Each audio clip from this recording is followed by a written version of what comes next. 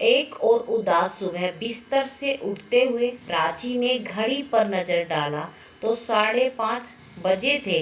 यूं नींद तो काफी देर से खुल चुकी थी, लेकिन इतनी जल्दी उठकर भी क्या करती। खिड़की पर नजर डाली तो पर्दे से छनकर आता हल्का प्रकाश दिखाई दिया। गर्मी की सुबह भी तो जल्दी होती है, सोचा चलो अब उठ ही जाएं, सुबह तो हो ही गई है। और उठकर बाथरूम की ओर चली गई। हाथ मुंह धोकर ब्रश वगैरह करके बाहर निकली, बिस्तर ठीक किया। तब तक दूध वाला भी आ चुका था, सो दूध लिया। अब तक उसके पतिदेव मोहन बाबू भी जाग चुके थे और तैयार होकर सुबह की सैर की निकल रहे थे। सब कुछ यंत्रवत चल रहा था, एक निश्चित धुरी पर घूम रहा था। किसी ने कुछ कहने सुनने की जरूरत नहीं। जीवन में कोई उत्साह उमंग नहीं बची थी। दोनों के मोहन बाबू के जाते ही वे भी अखबार लेकर बैठ गईं। एक गहरी सांस लेकर दीवार पर टंगी तस्वीर पर दृष्टि डाली, जिस पर फूलों का हार पड़ा हुआ था। उनकी दृष्टि धुंधला गई। किसी तरह स्वयं को संभाला और अखबार के पन्ने उलटने लगी। हालांकि कुछ दिखाई नहीं दे रहा था। फिर उन्होंने अपने सिर को पटक दिया। नियति के आगे आखिर किसकी चली है, और जो सच है वह तो है ही, उसे स्वीकार करने में ही भलाई है, बजाय इसके कि जो नहीं है उसके लिए रोते रहें। और उन्होंने बगीचे की ओर रुख किया। कुछ साफ सफाई की, सूखी पत्तियां, झाड़ी लताएं जो गिर रही थी उन्हें सहारा दिया। तब तक मोहन बाबू भी दूर से जाते हुए दिखाई दिए और वे चाय बनाने के लिए किचन की ओर चल दी। चूल्हे पर चाय की पतीली चढ़ाकर वे फिर ख्यालों में खो गईं। कच्चे बड़े आंगन में प्राची के विवाह की चहल पहल है। वैसे शादी जब से पैकेज प्रोग्राम हो गई है। चहल पहल घरों में नहीं, शादी घरों में होती है।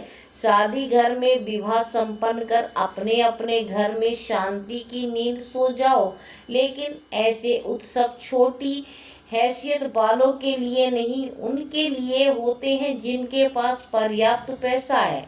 चमत्कार कहें, संयोग या प्राची का सौभाग्य, छोटी हैसियत वाले घर को मोहन जैसा योग्य वर मिल रहा है। इंतजाम कुछ इस तरह करना है जो वर पक्ष के अनुरूप लगे, अधिक पैसा भी खर्च ना हो। वो बारात का स्वागत, जयमाल, प्रतिभोज, पुजारी, गार्डन शादी घर से होगा। सप्तपदी की और विदाई संस्कारी गली में स्थित पुस्तैनिक मकान से। अब दूर पास के नाते रिश्तेदार 8 दिन पहले ही नहीं आते। यहाँ तो घर की छोटी हैसियत से बड़ी हैसियत के हो गए घर के सदस्य ही शादी के दिन या एक दिन पहले पहुँचे हैं, ताकि भीड़ भाड़ में उनकी लाइफस्टाइल में व्यवधान न आए। प्राची का बड़ा इंजीनियर भाई अजय, पत्नी नलिनी और बच्चों के साथ कल रात, और छोटा थानेदार भाई संदीप, पत्नी माला और 5 माह के बच्चे के साथ आज सुबह आया है। निशा जीजी और प्रभा जीजी जरूर अपना अपना परिवार लिए 2 दिन पहले आ गई। दामादों के लिए सज धज राजा बाबू बनकर समारोह में नायक की तरह प्रस्तुत होने के यही तो मौके होते हैं। प्राची का विवाह अच्छे से संपन्न हो गया। वह ससुराल आ गई। जिंदगी में चारों तरफ खुशियां ही खुशियां थी। शादी के 2 साल बाद उसके घर में नन्हे बच्चे के रूप में खुशखबरी भी आ गई। पति पत्नी मिलकर बच्चे की परवरिश कर रहे थे। बढ़ते हुए बच्चे के साथ समय जैसे पंख लगकर उड़ जाता है, पता ही नहीं चलता कि बच्चे कब बड़े हो जाते हैं। नीलेश उनका इकलौता पुत्र, जो अब 8 वर्ष का होनहार महाविद्यालय का छात्र बन गया था। ऐसे ही एक सुबह वे तीनों पिकनिक के लिए निकले और बस 15 मिनट बाद ही कार का एक्सीडेंट हो गया। नीलेश ही कार ड्राइव कर रहा था। वे शुरू से ही टोक रही थी स्पीड कम करने के लिए, लेकिन शरारत से मुस्कुराते हुए उन्हें डराने के लिए कार तेज और तेज चलाए जा रहा था। तभी अचानक सामने से एक ट्रक आया। तुरंत उसने कार साइड में की और कार कुछ ज्यादा ही इस साइड में चली गई और सड़क के किनारे खड़े पेड़ से टकरा गई और बस सब कुछ खत्म हो गया। हालांकि नीलेश को तुरंत अस्पताल ले भी जाया गया, लेकिन फिर भी वह बच ना सका। और किस्मत का तो खेल तो देखो, इन दोनों को बस मामूली खरोंच ही आई थी। कलेजे पर पत्थर रख अपने जिगर के टुकड़ों के अंग का दान कर दिया था। दोनों ने समाज सेवा में रुचि जो थी, उनकी कितने बुरे दिन थे। वे महीनों उनकी आंखें नहीं सूखी थीं। जिंदगी बेमतलब की होकर रह गई थी, लक्ष्यहीन। फिर भी जब तक जीवन है जीना तो था ही। उन्होंने पौधे लगाए, एक पप्पी भी पाला ताकि अपने दुख पर वे से ध्यान कुछ हट सके। लेकिन वह एक कोई छोटी मोटी तलिया तो थी नहीं कि ध्यान हट जाता। यह तो दुख का महासागर था जो रह रह कर लिहोरों मारता था। ईश्वर को भी इस उम्र में यह दुख देना था, जब वे ना इधर के थे ना उधर के, मझधार में थे, 40-45 के बीच की उम्र के। फिर भी समय सबसे बड़ा मरहम होता है जो जख्मों को भर देता है।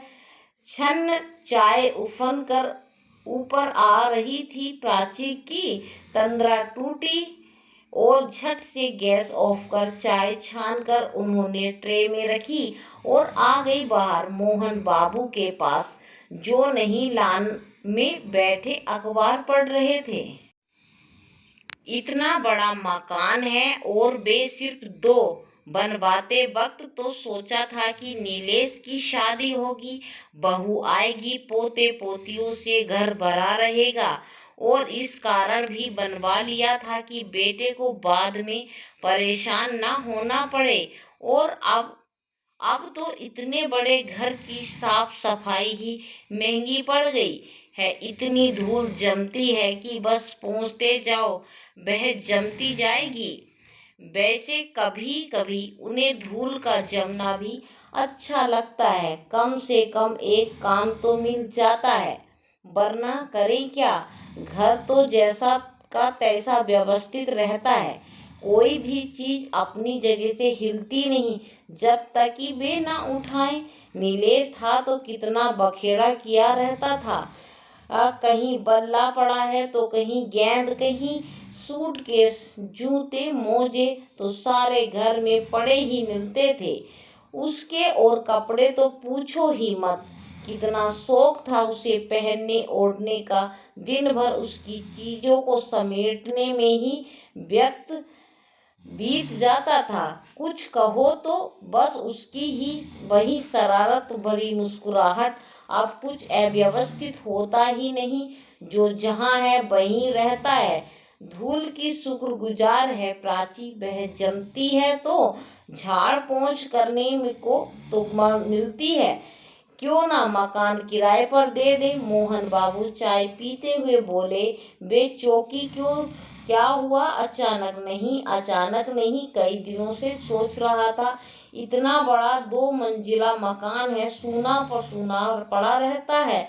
ऊपर वाला हिस्सा किराए पर उठा दे तो कैसा रहेगा? किराएदार रहेंगे तो थोड़ी चहल पहल रहेगी, सुरक्षा की दृष्टि से भी ठीक रहेगा। हम दोनों ही रहते हैं, रात के बेरात कोई कष्ट नहीं रहेगा। वे बोले। वे बात कर ही रहे थे कि गेट खुलने की आवाज आई। लगभग 35 वर्षीय एक आकर्षक व्यक्ति दिखाई दिया। अंदर आकर उसने सलीके से गेट फिर से बंद कर दिया और उन दोनों के सामने आकर अभिवादन करते हुए खड़ा हो गया। उन्होंने भी उसे कुर्सी पर बैठने का संकेत किया। वह कुर्सी पर बैठते हुए बोला, मैं सुनील वर्मा हूँ, एक कंपनी में एग्जीक्यूटिव हूँ, आपका मकान किराए पर लेना चाहता हूँ। दोनों एक साथ पहले तो चौंके, फिर मोहन बाबू बोले, आपको किसने बताया कि हमारा मकान खाली है और हम उसे किराए पर देना चाहते हैं? जी, मैं इधर से अक्सर गुजरता हूँ, आपका मकान देखा, लोकेशन अच्छी लगी, इसीलिए पूछ लिया।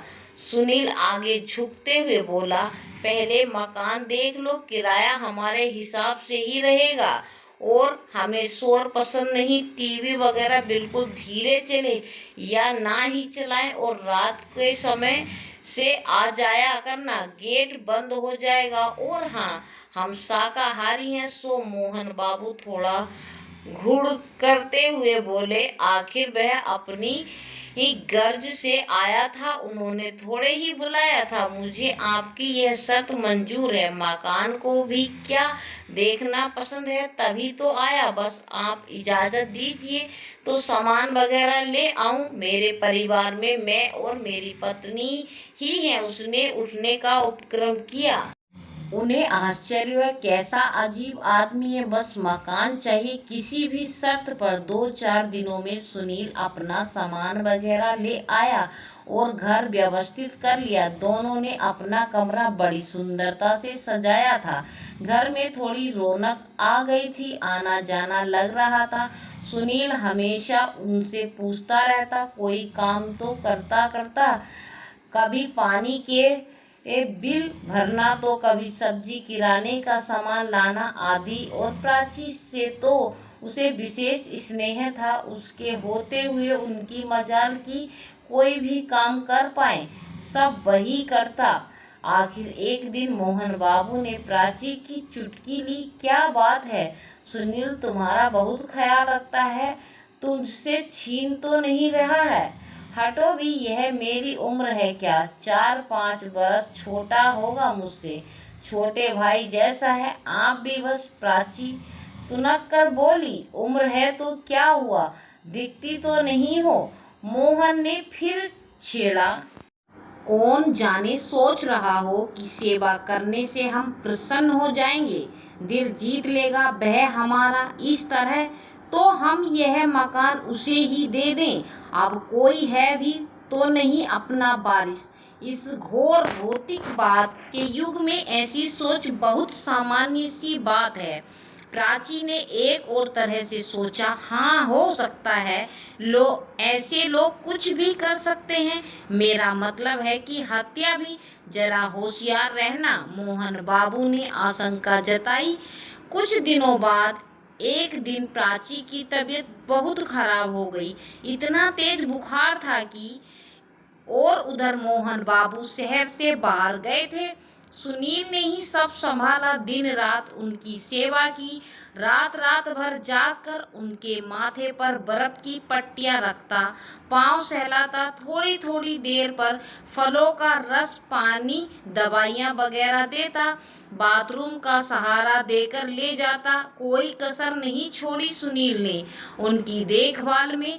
उनकी पत्नी सालू से आखिर यह सब देखा नहीं गया और एक दिन उसने पूछ ही लिया, आखिर तुम्हें इनसे इतना लगाव क्यों है? इतना महंगा मकान लिया और वो भी तमाम बंदिशों पर।